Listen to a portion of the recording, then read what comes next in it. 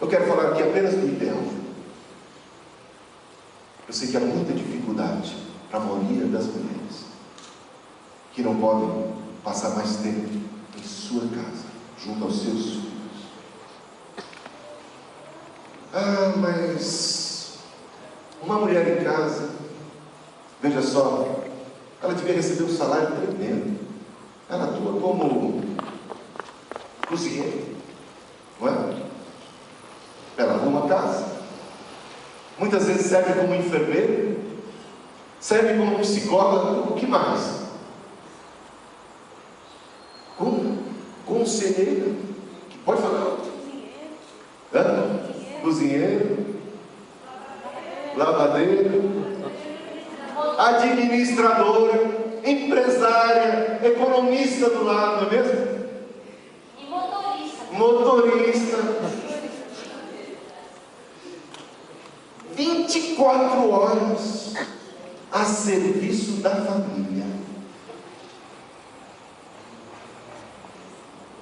Contrata especialistas para cada uma destas áreas, para servir a sua casa, e veja quanto sairá o preço. No final, as mulheres precisam ser mais valorizadas, mais reconhecidas nessa sociedade. O ato de ser mãe, o ato de se dedicar e se devotar à educação e à formação de seus filhos é alguma coisa grandiosa. É alguma coisa que eu diria é impagável. O preço disso não tem preço isso. Esse seria o ideal, que na nossa sociedade se reconhecesse, se valorizasse o papel de mulher, o papel de mãe, o papel de esposa.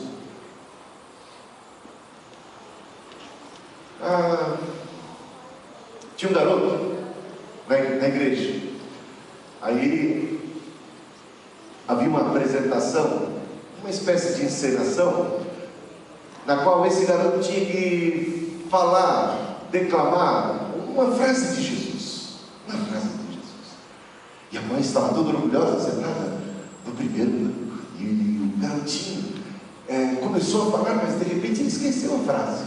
E não saía nada. E aquela coisa assim, embaraçosa. E a mãe preocupada com seu filho que estava ali numa situação delicada, ela se aproximou do menino e cochichou no seu ouvido e disse assim, ela disse a frase de Jesus que devia ser dita, ela disse assim, eu sou a luz do mundo, falou no ouvido dele. Aí o menino, e aí todo fôlego soltou a voz e disse, mamãe é a luz do mundo.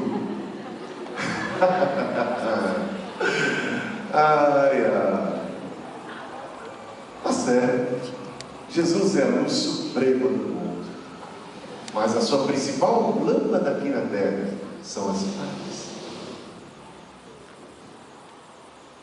As mães mais do que os pais. As mães mais do que os pais, geralmente, são aquelas que têm mais tempo com seus filhos. Esse tema é muito precioso.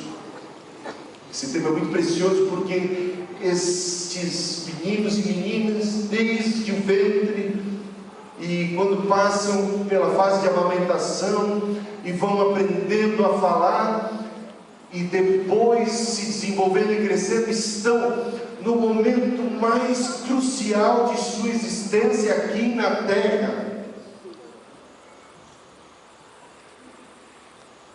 Quanta coisa importante não é desenvolvido: o caráter, a personalidade, o bem-estar emocional, tudo mais que virá pela frente depende desta educação, que não pode nem deve ser relegada à vovó, o melhor que a vovó seja. Não pode nem deve ser relegada à escola, nem mesmo à escola dominical. Tudo tem o seu lugar, tudo deve cooperar, mas o papel preponderante, primordial, intransferível é o papel da mãe. na educação e na formação. Uma honra, um privilégio, uma missão na terra. Vocês já ouviram falar de Susan Wesley? Susan Wesley é a mãe de John Wesley, fundador do metodismo da nossa igreja. Mãe de Carlos Wesley, um dos maiores compositores evangélicos de todos os tempos. Inúmeras, milhares de canções compostas por esse homem. Esses dois homens transformaram a Inglaterra. Esses dois homens abalaram o mundo. Esses dois homens foram responsáveis pelo fim da escravidão. Esses dois homens evangelizaram os Estados Unidos.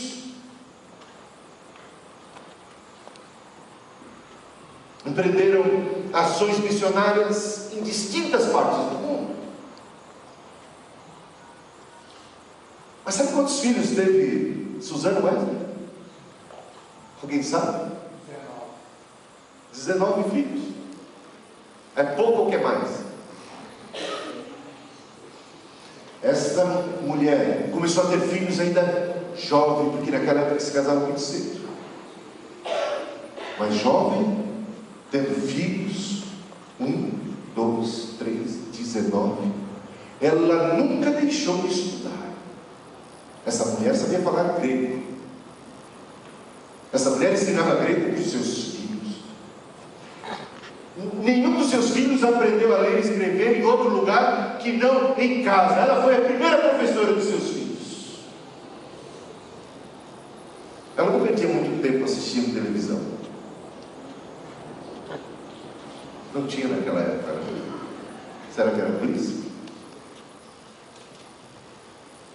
Ela tinha muitos filhos. Quando tinha 19, ela ainda conseguia separar 1 hora pelo menos por semana só para conversar sobre a vida espiritual de cada um deles, fora as ministrações coletivas.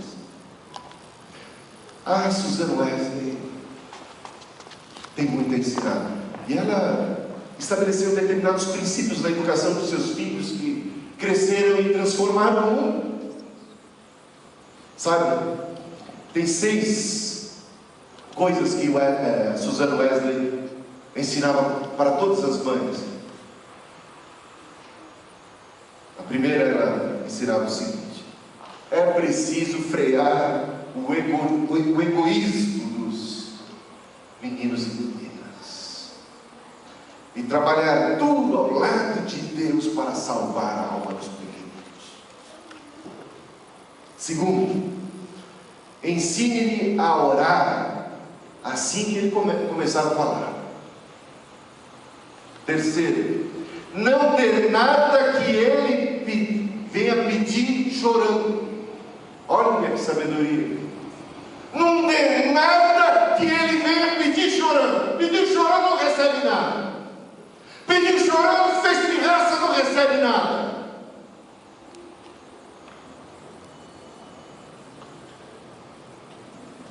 Mas sim, dê aquilo que você sabe ser bom para eles. Quando eles pedirem, com educação. Quando eles pedirem, de modo educado. Tem mais. O quarto princípio. Para prevenir a mentira, olha qual era a estratégia dela. Não castigue uma falta que for confessada espontaneamente. Jamais castigue uma falta cometida pela criança que ela espontaneamente vier a confessar.